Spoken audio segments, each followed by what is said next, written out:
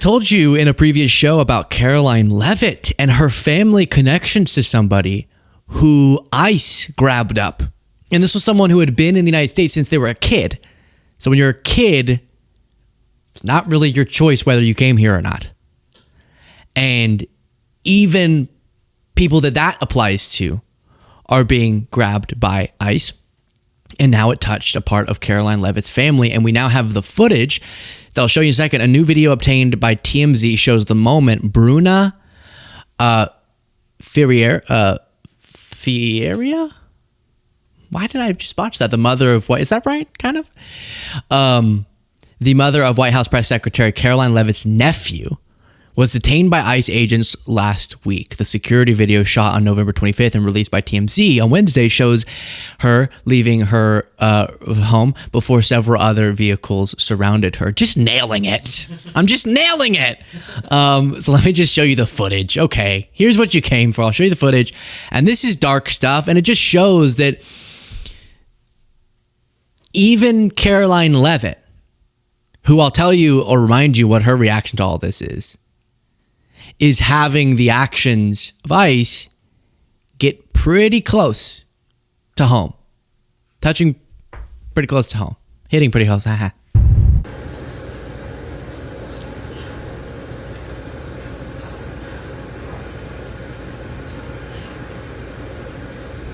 So again, the mother of Leavitt's nephew. Leavitt's brother is with someone else right now, but has a woman who he had a baby with. That's her. Been here since she was a kid.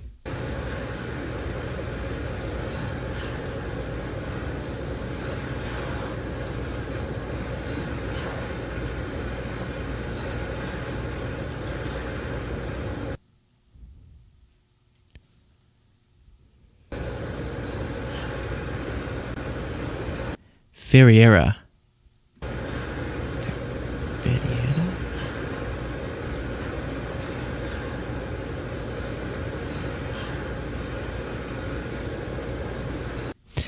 So there it is, released, and essentially the response from the White House was, nah, they don't have a great relationship. She doesn't really keep up with her. And it just feels so, again, dark. What I saw in reporting was that then the family, or Bruna, was trying to appeal to the authorities of saying, I have like a familial connection to Karoline Leavitt. Her nephew is my son. And she would be now a spokesperson for a government that is deporting, taking away her son's mother, her nephew's mother. And that maybe that appeal to ICE will make a difference. It hasn't. It hasn't so far. It really hasn't, because for that to make any difference, Karoline Leavitt would have to say, yes, I'm raising my hand and I want to do something. And I really think she puts her loyalty to Trump above loyalty to her nephew's mom. Because it is true that they don't have like a tight relationship right now. But there's still that connection, which is mind-bending, that she would still be able to go, nah, whatever. She's been here since she was a child. All she knows, but whatever. Now, on something a little bit more lighthearted, we stimulated a lot of discourse last time we covered this about a photo that I saw that got me thinking. And I'd like to know, you can tell me in the comments, where do you land on creepy or no? Want to know one little thing about Karoline Leavitt? Do you, Jaden? Should I? I forgot this. This is a total random point. I just saw this article. Karoline Leavitt admits her family had a hard time accepting 32-year age gap with husband Nicholas. And I just had a little bit of a thought, which is, hey, to each their own, right? I believe that. I think. As long as they're all, adults. And actually, adult. Not like, adult. And it sounds like she was an adult when they met. And we can go, what? What do you relate on? But you never know. Love is love. I don't know. Or not. Then, and I think that her husband's like the age of her parents. Okay, whoa. Maybe he could be friends with them. And then, so But if you look at this photo, you see they have a baby. That baby is closer in age to Karoline Leavitt than Leavitt is to her husband. Because she's, I think, 28. There is a smaller age gap between her and her baby than her and her husband, which is fine. Again, as long as we're all adults. But I just thought that was an interesting exercise, mental exercise. When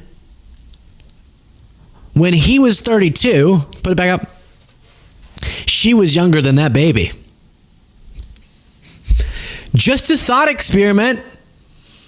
I'm just saying it's a thought experiment. So we had a lot of people giving thoughts on that. And then I was at Thanksgiving and I had family members going, I saw that segment and wowza, interesting. And then I said, and that's why I brought it back up, one of my family members said I need to say on the show. So here we go. Imagine being 32 years old. 32 years old, okay? I'm 23. Imagine being a decade older than me and holding a baby and going, I'm going to marry you one day. So, I only say that because we try to have fun, and that is kind of a funny thought. It is. Well, that particular one is creepy. Holding a baby is creepy. Wait. Everyone hold on. That's creepy. But this whole narrative about them is kind of a funny thing to talk about. But I don't mean to say, because maybe some of y'all in the audience have big age gaps. I don't mean to say age gaps are wrong, as long as, again, we're all well past the adulthood and not just like, oh, they just barely crossed the line. Not that. But really into, and being 28, I think that crosses the line. You're well into adult. You can consent, all of it. It does for sure cross that line. So then, hey, have at it. I really believe that. But it's hard not to say when they literally are photographed together and you can go, 32-year-old holding a baby and going one day, it's gonna cross your mind. That's wild. The world's wild, but it's not to say anything. Am I a coward? No. Will I stake out a position? Also no. Because I'm just like, hey, you never know in life.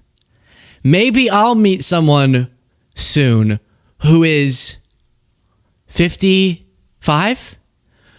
I was scared you were gonna go the other way. Stop. You know what's interesting? You know what's interesting that you said that? For me to find someone with the same age gap, they'd have to be 10 years from even being born. Yeah. I'm going to go find 1 unit of sperm to marry.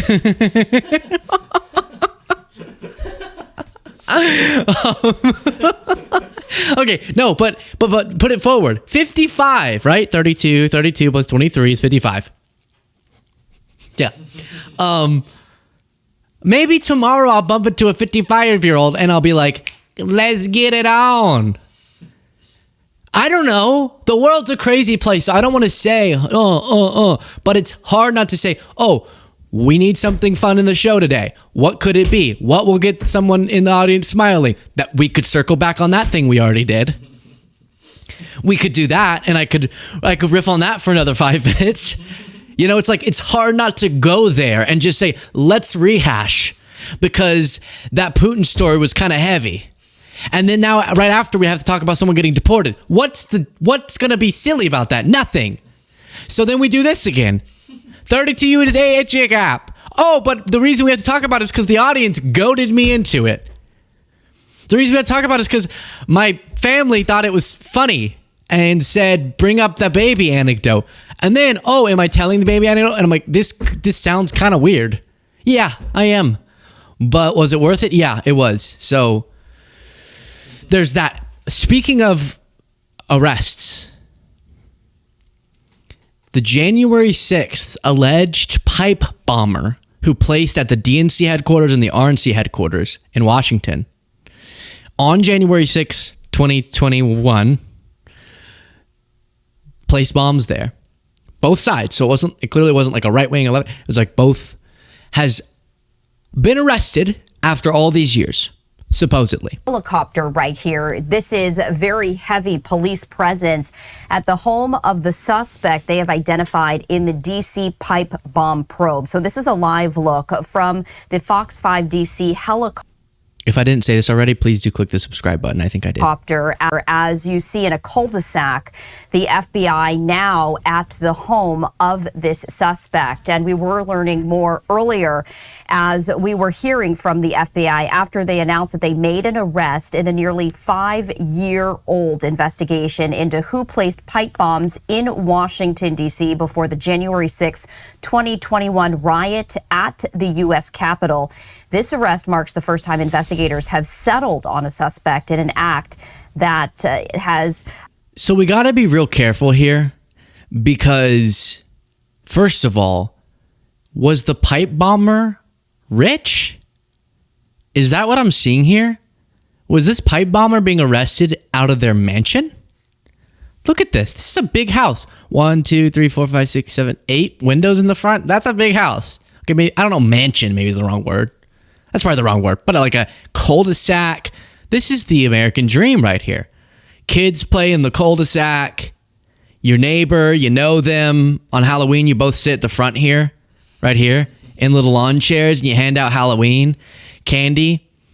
And much like Trump, whenever the kids come up, you say, in 10 years. No, Trump said that. He did say that. Gross. And then he said that. He was like, in this many years, I'll be dating you, to like a 13-year-old. 15, 13. 6? Can't remember. And you'll be sitting there, and it'll be, why would you give that up to put pipe bombs? This is a bougie neighborhood. I don't know where this is, but it looks nice. So anyways, here's the background.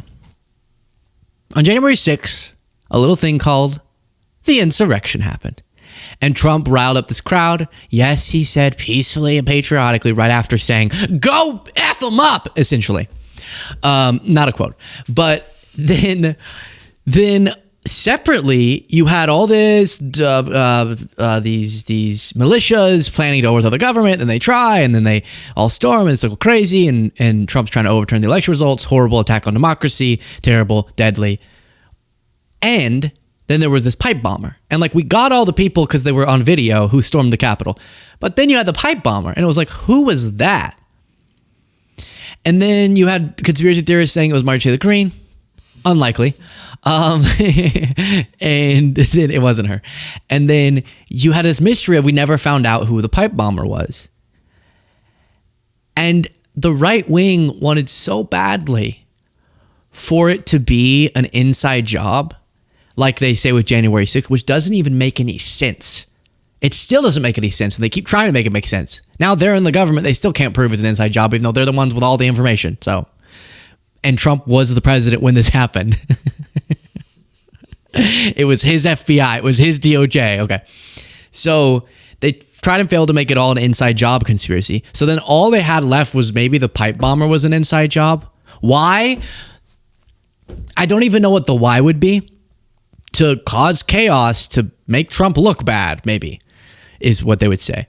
And so then you have Kash Patel going on Don Jr.'s thing right now, like yesterday, excuse me, and saying, yeah, like playing into the pipe bomber is an inside job. You just arrested the guy, but you haven't presented that evidence. The only reporting I saw was there was some anarchist, which would make sense that it would be someone who's thinking, take down the whole government because you hit both parties. You see that, Cole? Since January 6th. It fell off and I caught it. 2020. But, I never understood how this could just disappear. I mean, 2 pipe bombs targeting the headquarters of the Republican Party, targeting the headquarters of the Democrat Party. I can understand maybe the media ignoring targets on the Republicans because, again, their silence is golden and they only report on that. But, I mean, that to me is a far greater threat than any of the nonsense, a grandma taking a selfie inside of January 6th. And yet, I know personally I'm a friend of one of the grandmas who took a selfie on January 6th because since that happened, after she went to jail, she realized what she had done wrong and became a proud lib. Pam Hempill, she's an icon. She rejected Trump's pardon. She said, I did something wrong. I broke the law. And even though she wasn't violent, she still thought she had to be held accountable for what happened. So, shut up, Dawn, is the point. She would tell you that. One of the people you're using would tell you that. It just disappeared. It's almost like that was the backup plan if they didn't get what they wanted out of January 6th, which to me seems like a very clear setup operation. And look, you're absolutely right. Thanks to President Trump's sweeping victory and mandate for accountability across all sectors of law enforcement, especially those that harm Washington, D.C. and our elected leadership and American lives visiting our nation's capital, we just went at it with the same approach that we go after every single case this FBI handles. No resource will be spared. No agent or analyst or staff support will be spared. These guys worked literally around the clock for the last 6, 7, 8 months producing these lines of evidence, finding the Don't say lines around Dawn. leads. And you now know, based on the publication of the press conference, that yes, there were tips in there clues in there that we... Okay, so here's the thing that, by the way, if you're ever going to become a Trump administration official, here's a little rule. If you ever go on a MAGA podcast, you can't ever slap down a conspiracy theory. So just go, yeah, and then say a bunch of random stuff like he just did. Yeah, we worked really hard. He didn't say, yeah, here's evidence that it was an inside job. He just went, yeah, totally, that makes sense. Don Jr.'s argument was that if January 6th didn't work for the Democrats, then the pipe bomb was a backup plan to frame, a backup plan for what? I don't know. They don't even say. I'm so sick of this. You're the one saying the theory. You're the one making up the theory. The crazy, wild theory. You have to tell us what the conclusion is. You can't just throw out these questions and not give us what the plan would be. What is it that they were going to accomplish? What were they going to accomplish? Oh, they had pipe bombs that were planted so that if January 6th didn't work, to do what? Then if they weren't able to get the crowd riled up to attack the Capitol against their will, even though adults can make adult decisions to not punch police officers, but the FBI informants that were in the crowd were going to get them to attack police officers by doing woo, woo, woo to them. And then if that didn't work, then they would blow up the RNC and DNC, because then what? Then what? What does that do for the deep state? Well, it gives them justification to get Trump out of power. Do you know what gives them justification to get Trump out of power? That he lost the freaking election. I've never had to hold in a word that much. That was crazy. He lost the election. So that's what gave them the justification. They didn't need January 6th. They didn't need the pipe bomb. They didn't need any of these conspiracies to get out of power because he had to leave constitutionally because he lost. Oh gosh, they're so insane. They're so insane and I'm so sick of it. So, if you have evidence that the pipe bomber was an inside job, remember what they mean by that is that the FBI set up this all. That the FBI had caused the insurrection and had planted the pipe bombs, despite them not bringing forward any evidence. And if it were, that would have been a government inside job while Trump was the president and while Trump's FBI appointee was the FBI director and while Trump's attorney general was the attorney general. It's so ridiculous.